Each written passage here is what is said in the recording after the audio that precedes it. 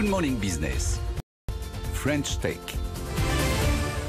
La French Tech avec Alexandre Pachkulski, cofondateur de Talentsoft qu'on connaît bien et auteur d'un livre Génération IA absolument fascinant si vous voulez comprendre l'intelligence artificielle sans avoir trop peur et à travers le prisme du cinéma.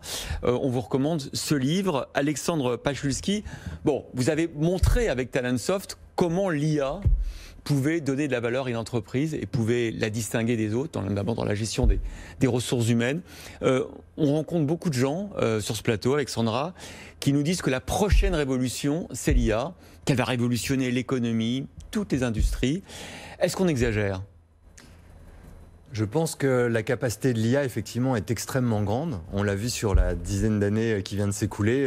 Dès qu'elle pénètre un domaine et qu'on l'éduque dans un domaine, que ce soit le jeu de Go, StarCraft ou les échecs. Ou les ressources humaines comme vous l'avez fait. Alors, les ressources humaines, elle est très loin d'être aussi performante que les humains, Dieu merci, pour l'instant. Mais en revanche, effectivement, il y a une puissance de calcul et un volume de données qui fait que quand on corrèle les deux, la puissance attendue dans un domaine, quelle que soit l'industrie, est extrêmement important, c'est vrai. Par contre, il faut voir l'état de l'art aujourd'hui et où on veut l'amener. C'est la question clé d'aujourd'hui. Alors si on reste sur l'entreprise que vous avez co-créée, cofondée, Talentsoft, vous venez de nous dire, sur les ressources humaines, on n'a pas encore atteint tout le potentiel de l'IA. Vous l'avez fait sur le matching, sur l'expertise des compétences des collaborateurs, y compris en interne. Parfois, c'est ce que dit Talentsoft, on ignore les talents qu'il y a dans une entreprise. Et grâce à l'IA, vous l'avez révélé. Je rappelle quand même Talentsoft, Next 40, 700 salariés, 100 millions d'euros de revenus. Vous pourriez aller plus loin encore dans les RH avec l'IA ? Alors, on n'en est qu'au début en réalité. C'est vraiment les balbutiements. Il y a d'abord une question qui est posée au démarrage, c'est est-ce que c'est une IA qui doit faire ce que les gens font et quelque part les remplacer, ou est-ce que c'est une IA qui doit aider les gens à faire des choses différentes? Dans le recrutement, par exemple, l'ambition de Talentsoft, ça n'est pas de remplacer les recruteurs. C'est, comme on dirait dans certains films, les compléter. Et les compléter, ça veut dire quoi? Leur ouvrir quelque part les chakras sur des profils auxquels ils n'auraient pas pensé, parce qu'on ne pense pas forcément à un comptable pour devenir expert en cybersécurité, et pourtant, une IA peut corréler les compétences en disant, en réalité, en le développant juste sur ces 3 compétences, ça pourrait devenir un magnifique expert. Ça, un humain risque d'être finalement coincé dans ses habitudes, dans ce qu'il a vu réussir, et une IA n'aura pas le même rapport au risque. Elle n'aura pas peur de se faire engueuler par son patron. Donc, elle saura proposer des profils très différents, mais on est encore vraiment au début de ça, parce que la question qui est posée, c'est quel est quelqu'un qui va réussir dans notre entreprise? Et ça, finalement, même les managers, les recruteurs, les dirigeants ont du mal à l'exprimer. Donc on en est encore à savoir qu'est-ce que l'on cherche. Et on se pose encore beaucoup de questions aujourd'hui pour que l'IA soit vraiment pleinement opérationnelle. Mais alors quelqu'un qui réussit, c'est peut-être quelqu'un qui justement n'a plus de barrières, ne se met plus de barrières lui-même, des barrières qui pourraient être annulées par l'intelligence artificielle. Vous dites que 80% des jobs qu'il y aura en 2030 n'existent pas aujourd'hui. Comment on va vers cette ère qui n'est qu'à 10 ans de distance ? Alors, ça n'est qu'à 10 ans, mais quand vous voyez notre capacité aujourd'hui à nous projeter déjà à ce qu'on va faire à Noël, se dire que dans 10 ans, il va falloir que je développe des compétences dont je n'ai aucune idée pour l'instant, pour occuper un emploi qui n'existe pas, vous concéderez que pour les responsables de formation, pour bâtir un plan à présenter aux partenaires sociaux, c'est pas évident.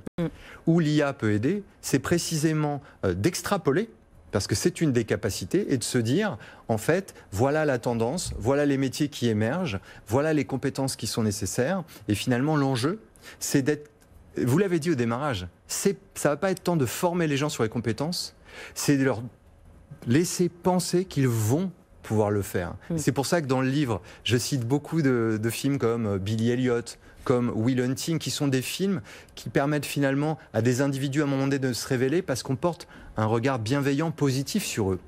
L'IA, loin de faire peur, pourrait être ce regard positif. Sauf que ce qu'on nous montre aujourd'hui à la télé, c'est Black Mirror et Westworld, donc on est très très loin d'une IA bienveillante qui vous aide.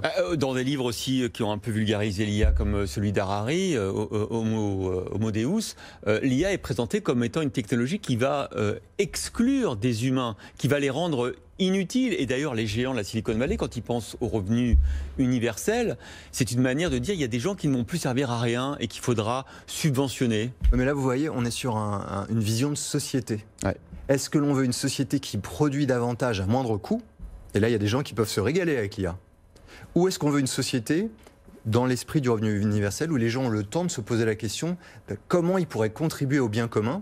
Et ce ne serait pas de l'individualisme de prêter davantage attention aux gens, ce serait une façon de se demander, je suis une pièce du puzzle, où est-ce que je me trouve sur justement la big picture dont parlent les Américains. Et cette vision positive de l'IA, en fait, c'est une vision politique, c'est une vision de la société. Et c'est pour ça que c'est capital de se poser ces questions aujourd'hui et d'y répondre ensemble, peut-être même avec des référendums, je ne sais pas. Ce qui est essentiel, c'est que tout le monde soit associé à ça, parce que si l'on ne prend pas ces choix, plutôt de transformer les gens en super citoyens, plutôt que de super consommateurs, on risque effectivement d'aller vers un monde à la Trépalium décrite dans la série d'Arte où il y a 10% des gens qui travaillent. Et alors, c'est absolument pas de cette IA dont nous avons envie, et c'est pas cette IA que je présente dans le bouquin. Les gains de productivité vont être énormes avec l'intelligence artificielle. Est-ce que c'est ça le moteur de la croissance? On rêve tous d'une croissance exponentielle après la pandémie. Est-ce que l'IA va contribuer à ça? Le problème, c'est qu'on revient directement à la question précédente. Je le disais, McKinsey estime à 13 000 milliards de dollars de gains de productivité d'ici 2030, avec 70% des entreprises qui l'utilisent. Ouais. La question, c'est l'utilisent pourquoi? Pour que des gens trouvent davantage leur place ou que des gens puissent être remplacés. À mon avis, on ne gagnera pas 13 000 milliards de dollars si l'enjeu de la société, c'est que chacun contribue à sa manière. Parce que la quête, à ce moment-là, c'est pas l'euro supplémentaire, c'est plutôt l'école finlandaise ou danoise du bien-être. Et c'est pour ça qu'à la base, ça revient aussi à notre système éducatif.